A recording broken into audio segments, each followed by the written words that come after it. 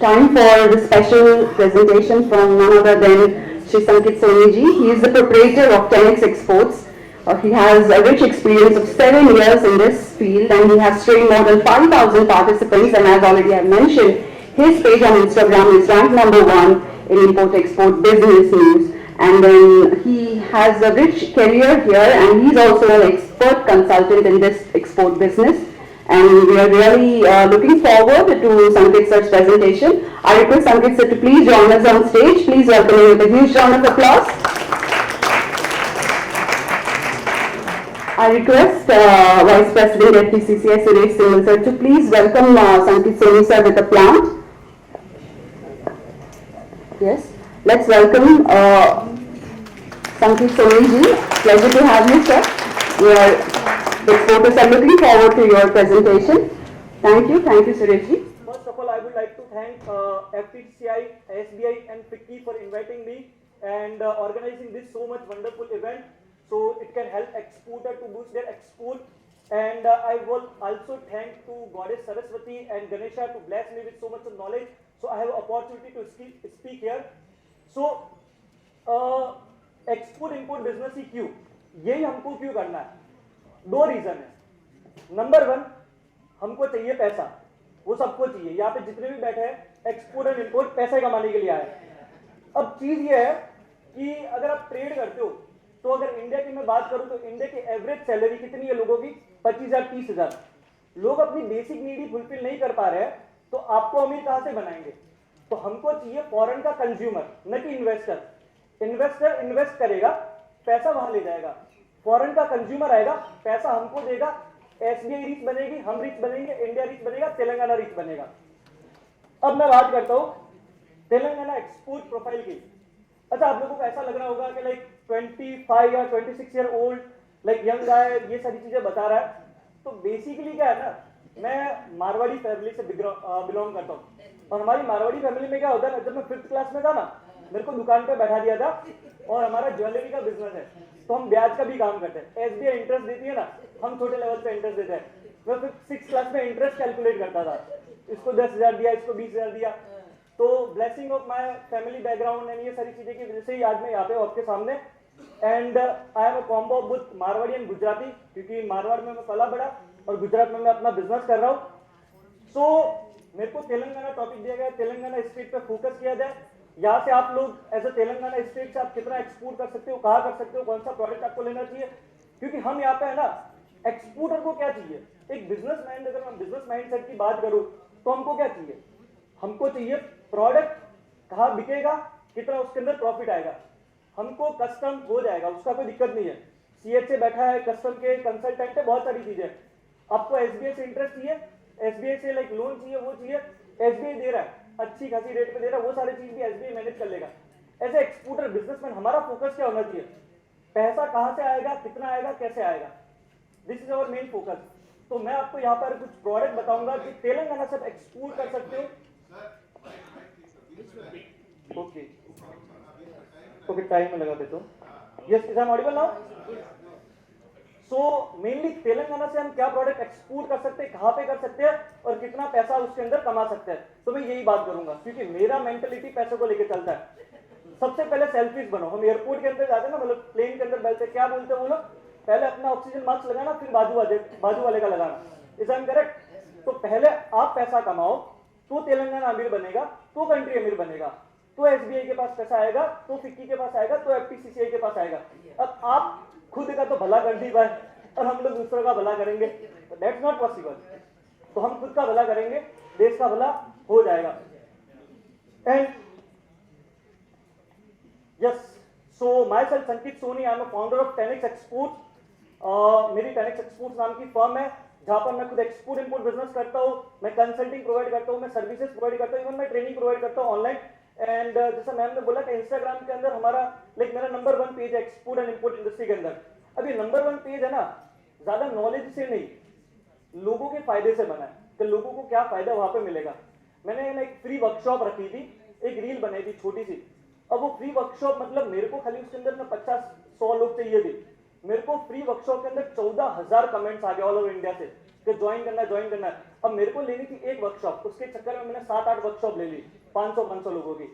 तो लाइक तब मुझे पता चला कि एक्सपोर्ट इतने लोग इंडिया के अंदर करना चाहते हैं।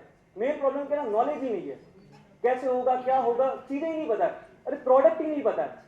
और माल बेचने के लिए पहले पैसा कमाने के लिए प्रोडक्ट तो हाथ में होना चाहिए।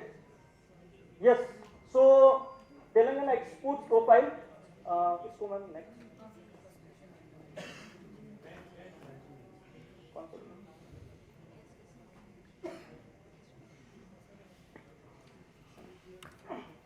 तो एक्सपोर्ट फ्रॉम तेलंगाना, ये 5 साल का ग्राफ है तेलंगाना का।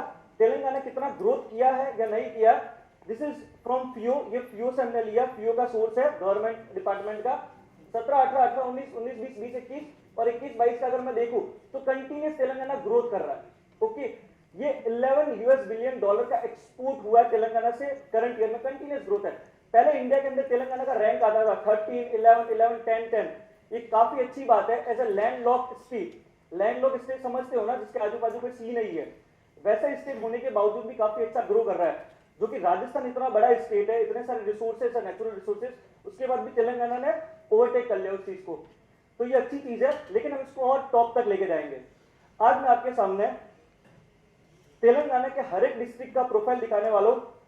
मैं मैनेजमेंट से रिक्वेस्ट करूंगा कि ये पीपीटी सारे एक्सपोर्टर को शेयर कर दिया जाए। आप लोग ध्यान से देखिए, वीडियो फोटोग्राफ लेने की कोई जरूरत नहीं है, पूरा पीपीटी मैं रिक्वेस्ट करूंगा, क्योंकि ये पूरा आपके लिए 2 रात निकाल के मैंने बनाया। 2 दिन पहले मेरे पास कॉल आया था, सर आपको यहाँ पे आना है, तो पूरा आपके लिए बनाया और ये आपको ही मिलने वाला है। यस, तो ये पहले है ना टॉप 10 प्रोडक्ट्स है जो तेलंगाना 70% अकाउंटेड है एक्सपोर्ट के लिए, 71.99%। मतलब इतने प्रोडक्ट, जितने सारे प्रोडक्ट हैं तेलंगाना में, ये 10 प्रोडक्ट मिला लोगे ना तो 71% बिजनेस यहाँ से ही हो जाता है। ड्रग्स फॉर्मुलेशन बायोलॉजिकल, जैसा हम सबको पता है कि फार्मास्यूटिकल हब है, ये काफी अच्छा होता है।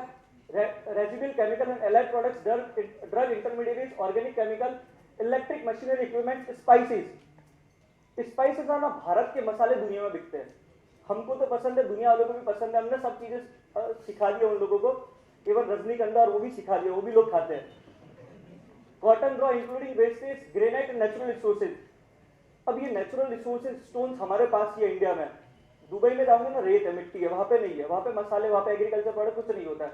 Gold and precious metals, then aircraft and spacecraft parts. अब गोल्ड एंड स्पेस मेटल्स है ना, ये गोल्ड एंड प्रीशियस मेटल्स, ये हम पहले रॉ गोल्ड इंपोर्ट करते हैं।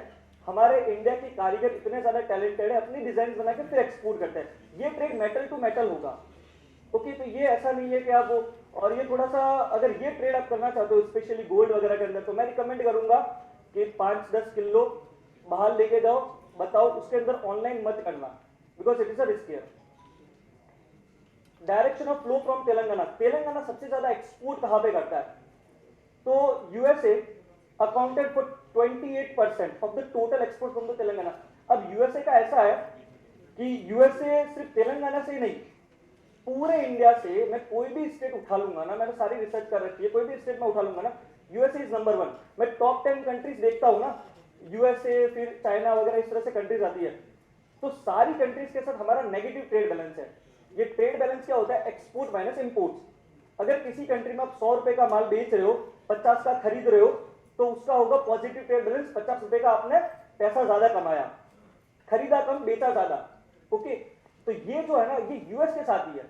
यूएस में तकरीबन आई डोंट समथिंग क्या वैल्यू रहेगी उसकी, कुछ 5 लाख करोड़ का एक्सपोर्ट करते हैं और 2 या 2.5 लाख करोड़ का इंपोर्ट करते हैं, तो कुछ 2.5 लाख करोड़ हम प्लस बैलेंस में। लेकिन उसके बाद मैं टॉप 10 कंट्रीज देखूंगा, यहाँ पर मेरे रिसर्च का एक्सेस नहीं है, वरना मैं डेटा दिखाता आपको डायरेक्टली। तो अगर मैं टॉप 10 कंट्रीज देखूंगा ना, तो इंडिया एवरी ईयर 10 से 12 लाख करोड़ रुपए माइनस में चल रहा है, और ये 10 से 12 लाख करोड़ रुपए को प्लस में कौन कर सकता है, आप और हम, एक्सपोर्टर। फॉरेन कंट्री के पास फॉरेन रिजर्व कैसे आता है, 2 तरीके से आएगा, एक तो आप एक्सपोर्ट करो, दूसरा हमारे यहाँ पर टूरिज्म बढ़े, टूरिज्म इंडस्ट्री ग्रो हो। दुबई क्या कर रहा है, दुबई के पास तेल खत्म होने वाला है, टूरिस्ट पर फोकस कर रहा है, लोगों को बुलाता है, काम देता है। दुबई की जो लोकल पॉपुलेशन है, आप में से अगर दुबई गए होंगे तो वहां पर आपको दुबई वाले लोग जो ये बोलते हैं ना एमिरेट्स या शेख लोग, वो 15% ही है, बाकी सब के सब इंडियन, बांग्लादेशी। लेकिन दुबई से इंटेलिजेंट कंट्री, इंडियन बांग्लादेश को मजदूर बनाता है, आप आओ हमारे पे काम करो, हमको सक्सेस करो, हमको अच्छी खासी दो। दुबई का शेख एक प्रॉपर्टी बिल्डिंग बनाता है, वहां पे इंडियंस को लीज पे दे देता है, रेंट पे, उसको कुछ नहीं करना, बैठे बैठे खाना है। उनको एग्रीकल्चर ग्रो करना हमने सिखाया, कंस्ट्रक्शन बनाना हमने सिखाया। इंडियंस के ब्रेन वर्ल्ड वाइड अच्छे खासे डिमांड में है, सब लोग उठा रहे हैं यहाँ से, और एफडीआई भी यहाँ पे आ रही है। इन्वेस्टमेंट किस लिए आ रही है? ब्रेन देख के आ रही है। ओके, रिसोर्सेज तो सबके पास, हमारे पास तो ऑयल, पेट्रोल, डीजल, गोल्ड कुछ नहीं है। अगर आप टॉप 10 कंट्री भी उठाओगे ना लिस्ट वाली कि गोल्ड इंडिया के पास कितना है, तो टॉप 10 कंट्री में हमारा नाम नहीं आता। फिर भी भारत को सोने की चिड़िया बोलते थे अर्लियर। क्यों बोलते थे, किसी को पता है? Anyone nose? भारत को सोने की चिड़िया क्यों बोला जाता था? बस खाली बोला जाता था, इतना पता है।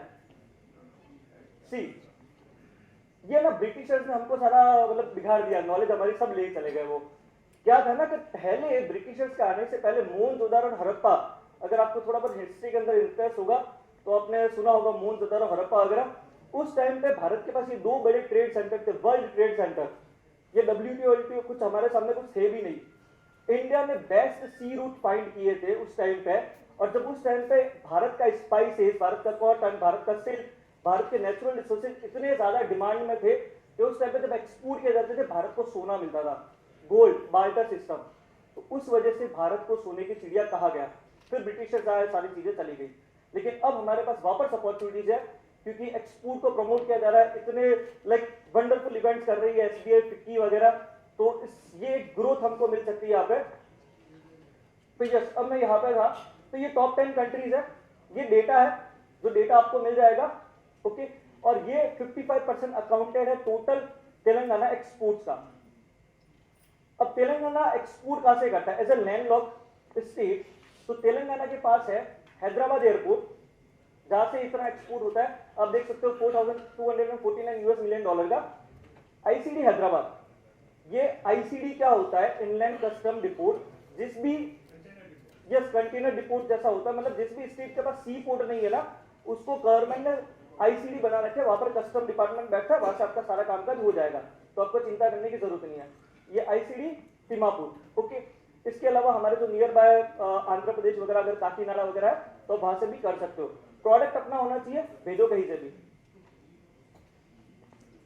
Potential destinations for identify items for export, तो मैंने आपके लिए कुछ आइटम्स लिखी है जो ओवरऑल है। ऐसे तो मैं आपको पूरा हर एक डिस्ट्रिक्ट बताने वाला हूं, लेकिन ये कुछ ओवरऑल आइटम्स है। अगर आपके पास ये आइटम्स है, क्योंकि ये सीधी आइटम्स है, इसमें ज्यादा टेक्निकल आपको नॉलेज नहीं चाहिए। ग्रेनाइट, पैराबोल्ड राइस, एक इंगट्स वगैरह जो होते हैं ना, लोहे की ईंटें वगैरह हर एक जगह यूज होती है, कार मैन्युफैक्चरिंग वगैरह सब जगह। Turmeric, cotton, frozen meat, meds, mango, groundnut, cashew, dry chillies and pharmaceutical and bulk drugs. इसकी ये कंट्रीज आपके सामने लिखी हुई है। ये सीधी इसकी टारगेट कंट्रीज है, पूरा का पूरा रिसर्च बेस निकाला है। इन कंट्रीज को ये रिक्वायरमेंट है। अच्छा,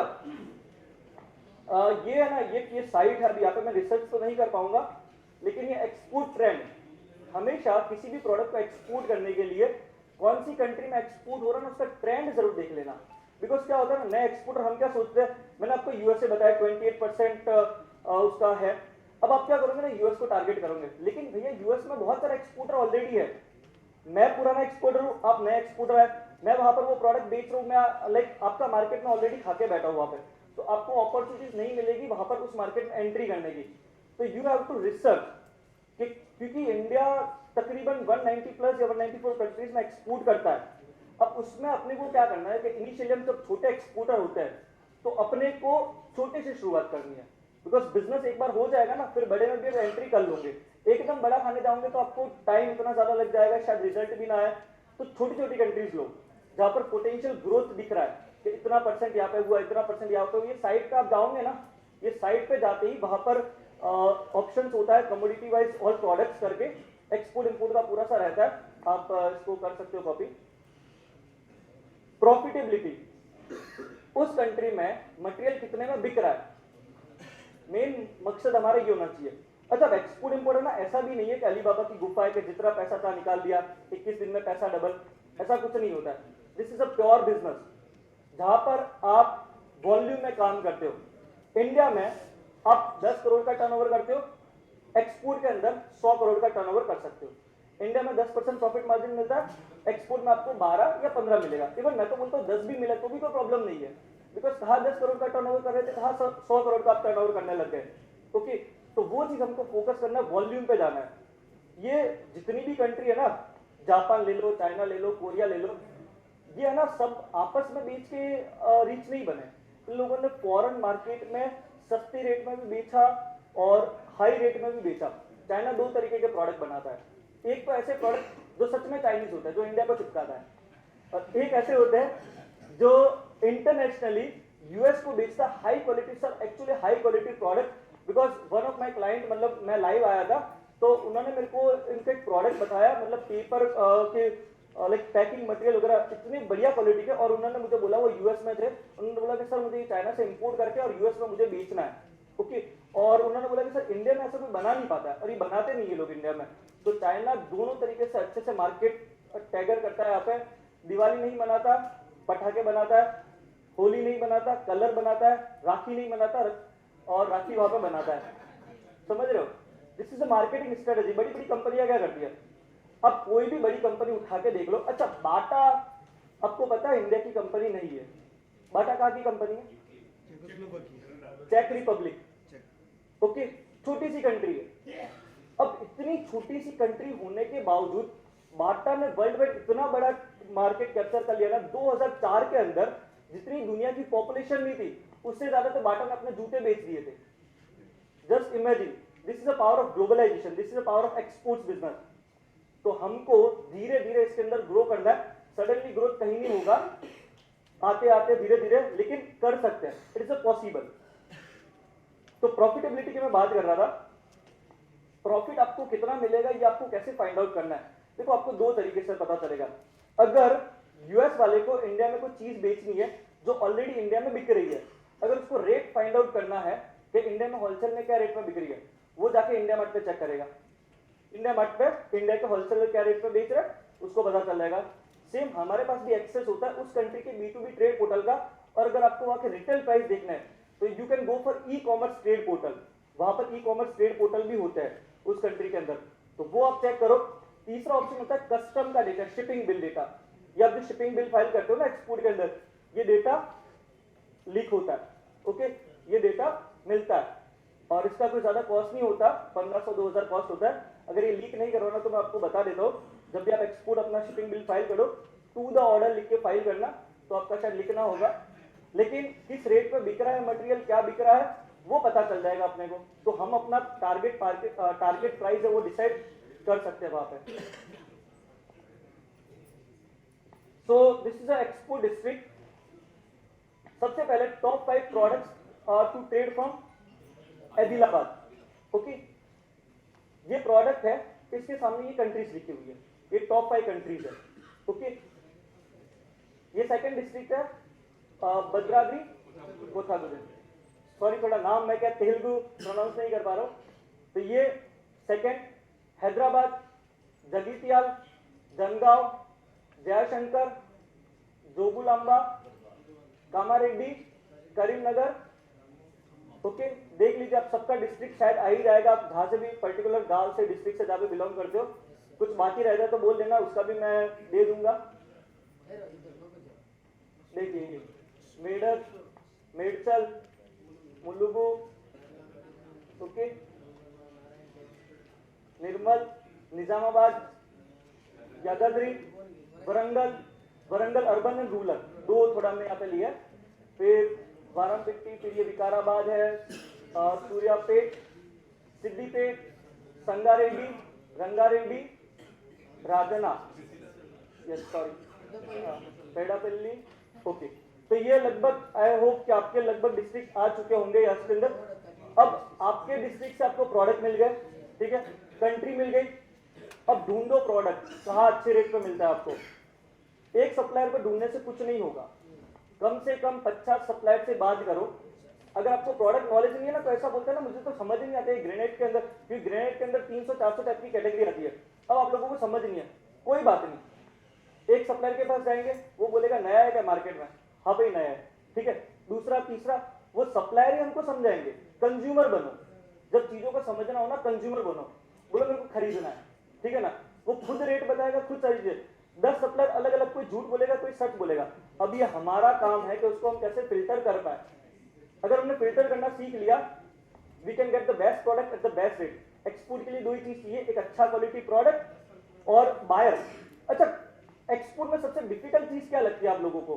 कोई भी बता सकता है कि मेरे को ये सबसे डिफिकल्ट चीज लगती है? पेमेंट। पेमेंट का यहाँ पे आया। अच्छा, मैं कैन हैव वाटर प्लीज?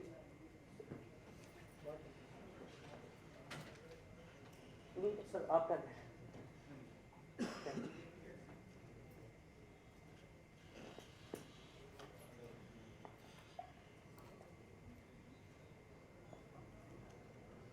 अच्छा, किसी ने बोला पेमेंट। जो सर ने पेमेंट बोला, समझो कि आप और हम ट्रेड कर रहे हैं। आपके पास 50 लाख का राइस है, आपने मुझे दे दिया, ठीक है। मैंने आपको लोकल में बिजनेस कर रहे हैं, आपने वो 50 लाख का राइस मुझे दे दिया, मैंने यूज किया, मैंने 50 लाख आपको नहीं दिया, मैं आपके पैसे खा गया, ठीक है। लेकिन वो पैसे कहाँ रहे? इंडिया में। वो चावल कौन खाएगा? इंडियन खाएगा। यहाँ पर लॉस किसका हुआ? कंट्री का हुआ, आपका हुआ। अब आप और मेरे बीच में जो होगा हम निपट लेंगे। लेकिन अब यही राइस एक्सपोर्ट करते हो 50 लाख का, और आपके जैसे हजारों एक्सपोर्ट करते हैं, तो लॉस होता है कंट्री का बड़े लेवल पे, बिकॉज रिसोर्स भी गया, आम आदमी को वो चीज यूज में नहीं आई, उसका पैसा भी नहीं आया, और हालत हो जाती है श्रीलंका जैसी। तो ये चीज समझ रहे हो? तो ये चीज अपने को यहाँ पर जो पेमेंट है ना, तो आपको कुछ करने की जरूरत नहीं है। गवर्नमेंट की बहुत सारी पॉलिसी, अभी बहुत सारे सब लोगों ने बताया है कि ये इसी किसी की पॉलिसी है, वो है एलसी के थ्रू पेमेंट करो, तो सब सेफ है, ठीक है ना। कौन सा पेमेंट की बात कर रहे हो? सो ये यूक्रेन। अच्छा, अब मैं एक्सपोर्ट के अंदर ना एक चीज टफ, मैं जो आपको बता रहा था ना, आपने बोला पेमेंट टफ नहीं है, बायर ढूंढना भी टफ नहीं है। बायर का आपको हजारों का डेटा मिल जाएगा, इंडियन एम्बेसी में मेल करो, आपको डेटा आ जाएगा फ्री ऑफ कॉस्ट, कोई भी चार्ज नहीं देना है। मेरे पास सारा डेटा बहुत सारे प्रोडक्ट का मैं मंगवाता हूँ, पड़ा हुआ है। आपका प्रॉपर काम होता है उस पर, है ना, आप काम ही नहीं कर पाते हो, उसको कैसे रेस्पॉन्स करना है, कैसे मेल करना है। जिस दिन वो बायर क्लाइंट हमको भूल गया ना, आपने उसको एक मेल किया, फिर आपने दोबारा उसको कभी मेल नहीं किया जीवन में, और आप सोच रहे हो कि मेरा तो एक्सपोर्ट नहीं हुआ, मेरे को तो रिप्लाई नहीं किया, नहीं करेगा। जिस दिन क्लाइंट आपको भूल गया, कम से कम 3 महीने क्लाइंट के पीछे लगे रहना, मेल, व्हाट्सएप, लिंक्डइन, जहां भी मिले, ट्विटर वगैरह, सब जगह उसको रिप्लाई करो। तो ये भी कोई डिफिकल्ट बात नहीं है। बायर को थोड़ा सा कन्विंस करना थोड़ा अपने को आना चाहिए। मेन जो आपका दिक्कत वाला काम है ना, वो है प्रोडक्ट। अच्छा प्रोडक्ट अगर आप नहीं सोर्स कर पाए, क्वालिटी वाला या जैसा लोगों को चाहिए, तो आपका बिजनेस नहीं होगा। लेकिन अगर आपने प्रोडक्ट सोर्स कर लिया तो आपका होगा। और आप लोगों को सबसे इजी वही लगता है कि प्रोडक्ट तो हम ला लेंगे, बायर तो लाओ। बायर नहीं, प्रोडक्ट लाओ। एप्पल के पास बहुत सारे बायर है, आईफोन बिक रहे हैं, प्रोडक्ट अच्छा है। अब मैं बात करता हूं, ये यूक्रेन रशिया का जो वॉर हुआ है, इसके अंदर इंडिया को क्या बेनिफिट हुआ है, या इंडिया को किस तरह से बेनिफिट हो सकता है? तो ये देखिए, इंडिया, ये ईयू है ना, यूरोपियन यूनियन, ठीक है। यूरोपियन यूनियन कौन कौन सी कंट्रीज होती है? 27 यूरोपियन यूनियन कंट्रीज है यहाँ पे। ये जो लिखा है ना, ऑस्ट्रिया, बेल्जियम, बल्गेरिया, क्रोएशिया वगैरह, ठीक है। अब ये जो सारी कंट्रीज है ना, ये सारी कंट्रीज डिपेंडेंट थी रशिया के ऊपर प्रोडक्ट लेने में। अब रशिया और इनका तो लाइक यूरोपियन यूनियन तो यूक्रेन के साथ है, रशिया अलग हो गया, तो अब वो जो चीज है हमको एडवांटेज मिलता है ज्यादा। अब इस कितना एडवांटेज मिलता है अगर मैं आपको बताऊं यहाँ पे, तो ये जो 27 कंट्रीज है, लास्ट वाली आप लाइन देखो यहाँ पे, 27 जो कंट्रीज है वो आपको अकाउंट कर सकती है इंडिया का 100% एक्सपोर्ट में से 15% हम यूरोपियन रीजन को टारगेट कर सकते हैं। हम यूएस को भी कर रहे हैं 18%, उसके बाद नेक्स्ट हमारा ये कंट्री टारगेट हो सकता है। अगर आप इस चीज को समझते हो, आप इस चीज को करते हो तो।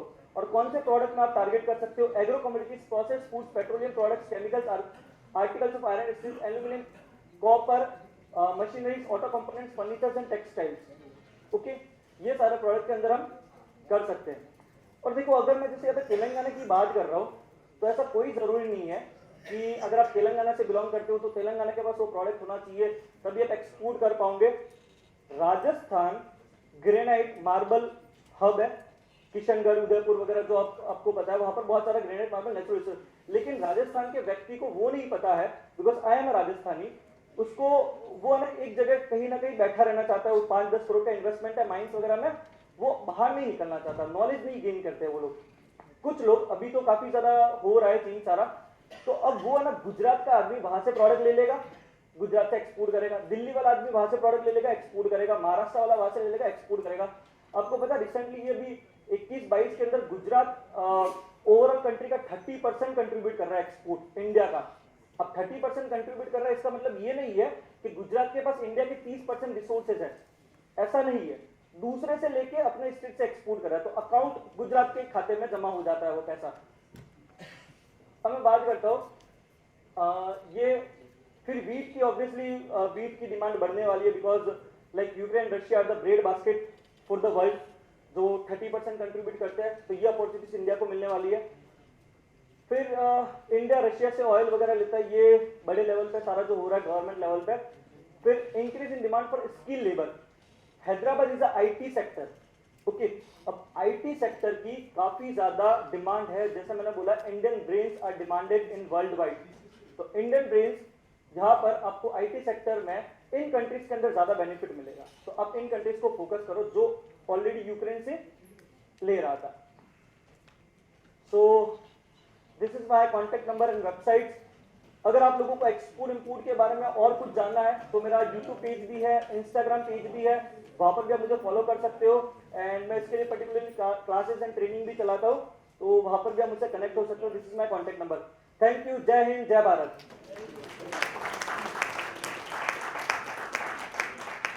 थैंक यू सो मच संकेत जी, एक्सेलेंट पीपीटी सर, बहुत मेहनत किया आपने, वो पता चल रहा है, and it was amazing your talk. Thank you so much for coming here and giving us such great insights. और सबको बहुत वैसे बहुत एंगेजिंग और इंटरेस्टिंग भी था आपका प्रेजेंटेशन, आपका style. Thank you so much. Maybe that is Because this all because of this love of audience. yeah, क्योंकि ये लोग अपना टाइम इन्वेस्ट करके यहाँ पे आए, yes, और true. टाइम लाइक पैसे ही नहीं कोई देता अपना।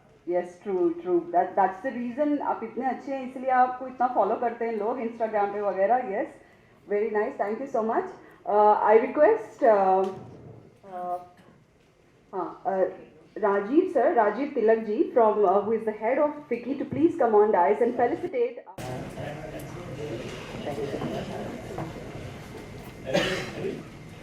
Sir, आप राजस्थानी हैं but अहमदाबाद से हैं. Yes, I am a combo of Rajasthani, Marwari and Gujarati.